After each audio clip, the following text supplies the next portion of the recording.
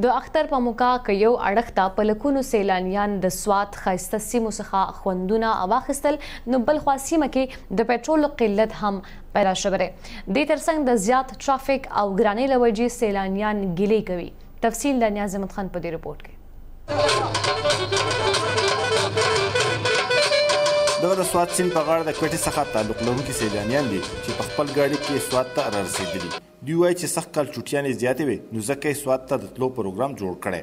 څنګه چې دا علاقه ښکلې ده، د غومره خلک ښکلي دي، ادب کې، احترام کې، مهمانوازي کې، تر ټریفک پولیسو پورې. او بیا دلته رالو سیند مې وکتو، موسم ډېر ښکلی دی. د زیاتې ګڼې له وجې سیمه کې د پټرولو کمی هم جوړ شوی.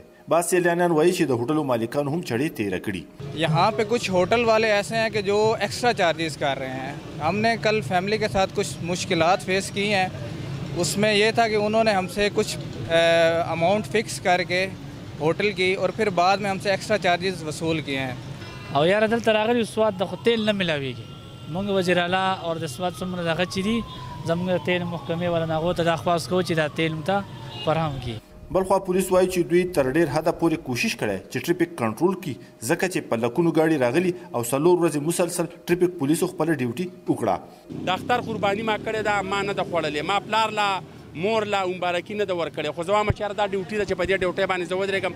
د دې ډیوټۍ نه بعد د پیر یا منګل په ورځ باندې به زه بیا خپل نور روټین کوم. خو چې رسو پورې زما د ډیوټۍ خبره ده، نو دا به ستا سره زما لوزمي، دا به زما تا ته چیلنج مي چې زما په سیټي کې به ټریفک نه بندېږي. سوات ته سږ کال د نورو کلونو په نسبت سیلانیان په ډېر شمېره سره راغلي. د یو اندازې تر مخه 4 لکو نه زیات ګاډو کې تر 12 لکه پورې خلکو د سوات سیلانو سیمو سیلونه وکړل. د اختر چوټیانو سره سم سیلانیانو د سوات مخه کړې ده او دې وخت کې په لکونو سیلانیانو د سوات بېلابېلو سیمو ته ورغلي دي. سیلانیان وایي سوات ښایسته دی، هواګانې یخې دي او د سوات سیل باندې دومړېږي نه.